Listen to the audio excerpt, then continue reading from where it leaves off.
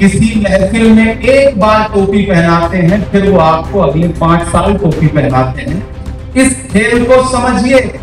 बहुत सारे मुद्दे ऐसे हैं जिन्हें पार्लियामेंट में उठाए जाने की जरूरत है। हिंदुस्तान की सियासत पिछले 25 सालों में एक नया शेप ले चुकी है।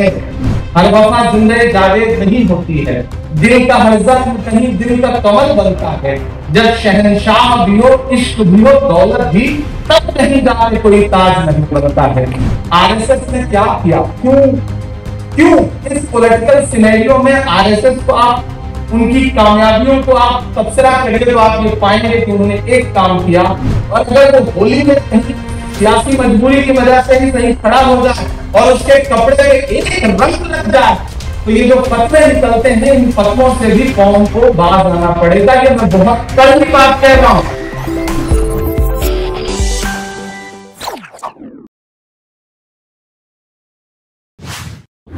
बहुत शुक्रिया मोहतरम अदीब साहब का, जिन्होंने एक ऐसी महफिल जुटाई है जिसमें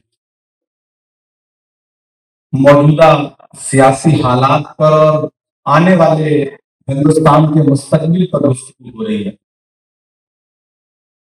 अपने चेहरे से जो जाहिर है छुपाएं कैसे, अपने चेहरे से जो जाहिर है छुपाएं कैसे, तेरी मर्जी के मुताबिक नजर आए कैसे।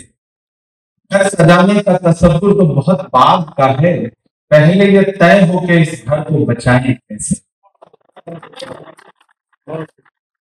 ये जो स्टेज है, मुझे लगता है कि सियासी तकरीर नहीं बल्कि थोड़ा सा संजीदा वो गुफ्तगू की जाए कि आने वाला रास्ता क्या हो सकता है और मौजूदा सियासी हालात में कैसे अपने मसले पुरजोर तरीके से सियासी ऐवानों में रखे जा सकते हैं। दोस्तों, हिंदुस्तान के अलग अलग शहरों से लोग यहाँ बैठे हैं। मौलाना सज्जाद नुमानी साहब जैसी शख्सियत यहाँ बैठा है, बहुत सारे मेंबर ऑफ पार्लियामेंट यहाँ बैठे हैं। मैं आपसे ये कहना चाहता हूं कि आप इस मुगालते में मत रहिए कि इलेक्शन का रिजल्ट जो है वो बहुत सारी चीजें बदल देगा अगर आप बेदार नहीं होंगे तो। बहुत धूर्त लोगों से मुकाबला है। पिछली बार आपको याद होगा 2014 में जब प्राइम मिनिस्टर बने थे तो वो तस्वीर आप सब ने देखी होगी कि जब पहली बार वो पार्लियामेंट की सीढ़ियों पर पहुंचे थे पार्लियामेंट में इंटर करने के लिए, तो उन्होंने पार्लियामेंट की सीढ़ियों को सजदा किया था और उसकी खाक जो है वो अपने माथे से लगाई थी। और फिर 10 साल में यह हुआ कि पुरानी पार्लियामेंट ही बदल दी, नई पार्लियामेंट बना दी। इस बार जब वो पार्लियामेंट के अंदर गए हैं तो उन्होंने संविधान को अपने माथे से लगाया। तो इस मुकाबले में मत रहिए कि चीजें बहुत आसान हैं। मुझे खुशी है कि कम से कम हम इन मसलों पर बात करने के लिए बैठ रहे हैं। हमें कहीं ना कहीं अपने गिरबान में भी झांकना तो पड़ेगा। जिंदा रहना है तो हर सांस हुकूमत से न मांगो, असल मुंसिफ है खुदा रहम अदालत से न मांगो। जिंदगी भीख अगर है तो न मिलना बेहतर, और अगर हक है तो फिर इतनी शराफत से न मांगो। मेरे भाई, हम इस एसी ऑडिटोरियम में बैठ करके एक खूबसूरत महफिल सजा के गुफ्तगू तो कर रहे हैं, लेकिन बुनियादी हल तब निकलेगा जब इन महफिलों को और इन तमाम लोगों को लेकर के हम उन इलाकों में भी चलें जहां असल में जुल्म हो रहा है। हमें हिंदुस्तान के अलग अलग शहरों में जाना पड़ेगा। अच्छी कोशिश है कि आईयूसीआर लगातार अलग अलग शहरों में जा रहा है, बातचीत कर रहा है, लेकिन एक बात हमें बहुत सलीके से समझनी पड़ेगी। सेकुलरिज्म के मायने बदले हैं मुल्क में, और एक बहुत जरूरी बात आपसे कहना चाहता हूं, और खासतौर से मेरी कौम सामने बैठी है उससे कहना चाहता हूं। किसी नेता का आपकी दी हुई टोपी पहन लेना और किसी नेता का आपका दिया हुआ गमछा कांधे पे डाल लेना ही सेक्युलरिज्म नहीं है। इस खेल से बाहर निकलिए। अपनी टोपियां जो इतनी म्यारी हैं उनको सियासी लोगों के सरों पर पहनाना बंद करिए। आप उन्हें किसी महफिल में एक बार टोपी पहनाते हैं, फिर वो आपको अगले 5 साल टोपी पहनाते हैं। इस खेल को समझिए, मेरी गुजारिश है आपकी। सेकुलरिज्म का मतलब ये नहीं कि कोई आपकी टोपी पहन ले तो आप खुश हो जाए। हमारी कौम खुश हो जाती है। हमारा गमछा कोई अपने कंधे पे डाल लेता है तो हम खुश हो जाते हैं। हमें हमारे अफ्तारियों में आकर के कोई एक खजूर खिला देता है तो हम खुश हो जाते हैं। नहीं, सेकुलरिज्म का मतलब यह है कि इमरान प्रतापगढ़ी को इमरान प्रतापगढ़ी की पहचान के साथ सामने वाला तबका कबूल करे और हम सामने वाले तबके के नेताओं को, वहां के समाज को उनके पहनावे और उनकी पहचान के साथ कबूल करें। ये बदलाव हमें अपने माशरे में लाना पड़ेगा, अपने समाज में भी लाना पड़ेगा, उसे बेदार भी करना पड़ेगा। मैं कोई सियासी गुफ्तगू नहीं करना चाहता, बस ये कह रहा हूं कि बहुत सारे मसले ऐसे हैं जिनके लिए सिर्फ सियासत से उसका हल नहीं निकलेगा। मैं मौलाना साहब के करीब में बैठा था, मैं संजय साहब को सुन रहा था। संजय भाई ने बात ये कही ना कि जब 1992 का हादसा हुआ तो सबसे पहले इरफान मेरे घर पे जाके खड़ा हुआ, जिसने ये कहा कि मेरी लाश पर से गुजरना पड़ेगा। तो हमें ऐसे इरफान के साथ साथ हमें बहुत सारे ऐसे संजय सिंहों की भी जरूरत हो कि जब इमरान प्रतापगढ़ी का घर ऐसी किसी मुश्किल में आए तो तमाम संजय सिंह खड़े हो सके, जो ये कह सकें कि इमरान के घर की एक ईंट को नुकसान पहुंचाने से पहले तुम्हें हमारी लाश पर से गुजरना पड़ेगा। ये जब तक नहीं होगा तब तक चीजें नहीं बदलेंगी। मेरे भाई, मैं हिंदुस्तान के अलग अलग शहरों में गया, कैंपेन किया। आज जो रिजल्ट है, कम से कम उससे एक चीज जरूर हुई है कि हिंदुस्तान के अलग अलग शहरों से लोग फोन करके कहते हैं कि हमने थोड़ी सी सुकून की सांस जरूर ली है, लेकिन इसका यह मतलब नहीं कि आपकी लड़ाई खत्म हो गई है। और एक सियासी पार्टी में हूं मैं, एक ऑर्गेनाइजेशन को हेड कर रहा हूं, देश की पार्लियामेंट में हूं। मेरे बुजुर्गों को भी एक बात समझनी पड़ेगी कि दुनिया के हर मुल्क की सियासत 25 साल में एक नया शेप लेती है, 30 साल में एक नया शेप लेती है। हिंदुस्तान की सियासत पिछले 25 सालों में एक नया शेप ले चुकी है। आप इसे तस्लीम करें या ना करें, वक्त इतनी तेजी से बदला है, टेक्नोलॉजी ने, सोशल प्लेटफॉर्म्स ने इतना बदलाव ला दिया है कि आप यहां खड़े होकर अभी तकरीर कर रहे हैं और आपकी यहां की तकरीर हिंदुस्तान के किस शहर में क्या बता करके दिखाई जा रही होगी, आप इसका अंदाजा भी नहीं लगा सकते हैं। तो मैं अपने बुजुर्गों से एक बात भी कहूंगा कि मुझे खुशी है इस बार पार्लियामेंट में कुछ नए और नौजवान चेहरे जीत करके आए हैं। जियाउर-रहमान बल्ख साहब आए हैं, इकरा आई हैं, आगा साहब बोल रहे थे, ऐसे तमाम नए चेहरे जीत करके आए हैं।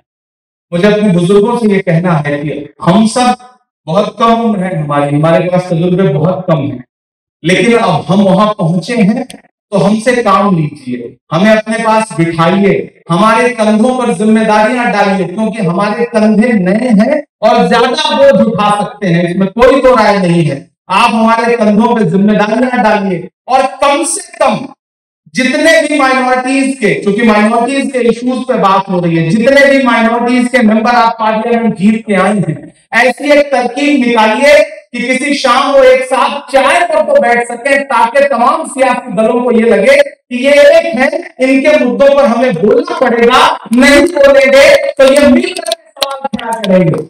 ये आपको करना पड़ेगा। मेरे दरवाजे हमेशा खुले हैं और मैं जिस लायक हूं, मैं अदीब साहब के सामने ये पेशकश भी रखता हूं कि हिंदुस्तान के जिस भी शहर में आप IMCR का सेमिनार ऑर्गेनाइज करना चाहें, कॉन्फ्रेंस ऑर्गेनाइज करना चाहें, मैं माइनॉरिटी डिपार्टमेंट के नेशनल चेयरमैन की हैसियत से हर वक्त आपके साथ खड़ा हूं।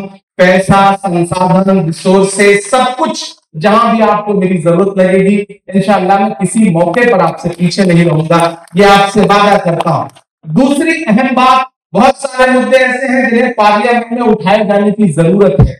लेकिन पार्लियामेंट, चूंकि अजीत साहब पार्लियामेंट में रहे हैं, इसलिए इन्हें पता है कि पार्लियामेंट में 2 मिनट 3 मिनट बोलने का मौका कैसे फराहम होता है और कितनी मुश्किलों से होता है। ये जो नए लोग जीत करके आए हैं, अभी साल भर तो शायद देश आवाज भी ना सुन पाए वोट लेने के बाद, क्योंकि ऐसी तरकीब रहती है कि बहुत आसान नहीं होता बोल पाना। तो हमारी आपसे गुजारिश है कि आप सब हम नए बच्चों की तरबियत करिए। जो बुजुर्ग हैं, देखिए सियासत से ही अकेले हल नहीं निकलेगा, ये एक सच्चाई है। हर वफा जिंदगी जावेद नहीं होती है, दिल का हर जख्म कहीं दिल का कमल बनता है। जब शहंशाह भी हो, इश्क भी हो, दौलत भी, तब कहीं जाके कोई ताजमहल बनता है। तो अगर ताजमहल बनाने हैं तो बहुत सारी चीजों को इंटरकनेक्ट करना पड़ता है। आरएसएस ने क्या किया, क्यों क्यों इस पॉलिटिकल सिनेरियो में आरएसएस को आप, उनकी कामयाबियों को आप तबसरा करिए तो आप ये पाएंगे कि उन्होंने एक काम किया। उन्होंने जुडिशरी हो, मीडिया हो, ब्यूरोक्रेसी हो, पॉलिटिक्स हो, अलग अलग जगह के लोगों को इंटरकनेक्ट किया है। इससे इनकार करिए या ना करिए, हमारे साथ क्या है, हम एक दूसरे के साथ चाय पीने को तैयार नहीं है, हम एक दूसरे की तारीफ सुनने को तैयार नहीं। हमें लगता है कि जब तक इसकी जड़ नहीं काटेंगे तब तक हमारी जगह ही नहीं बनेगी। ये एक सच्चाई है। इससे कौम को निकलना पड़ेगा, इससे समाज को निकलना पड़ेगा, और उसके लिए सबसे जरूरी है कि हमारे मजहबी रहनुमाओं को आगे आकर के इस पर बात करनी पड़ेगी। और एक बहुत कड़वी बात यहां कहकर के आपसे विदा लेना चाहूंगा, बहुत कड़वी बात है, लेकिन सुनिएगा और कोशिश करिएगा कि इसे आगे तक पहुंचाइए। हम ये तो चाहते हैं कि हमारी ईद आए तो इस देश का जो नॉन मुस्लिम लीडर है वो शानदार सी फोटो ग्राफिक बना करके मुबारकबाद दे। हमारे त्योहारों पर वो आगे आए और हमें सिमरिया खिलाए, हमारे साथ खड़ा हो।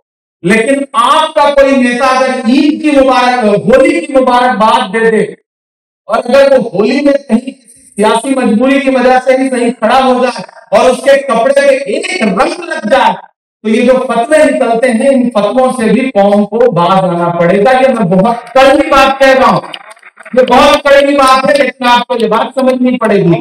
इस देश में कितनी पार्लियामेंट है जहां आप अकेले चुनाव जीत सकते हैं, इस बात को, इसका डेटा बमुश्किल 10 से 15 सीट निकलेंगी जहां आप अकेले चुनाव जीत सकते हैं।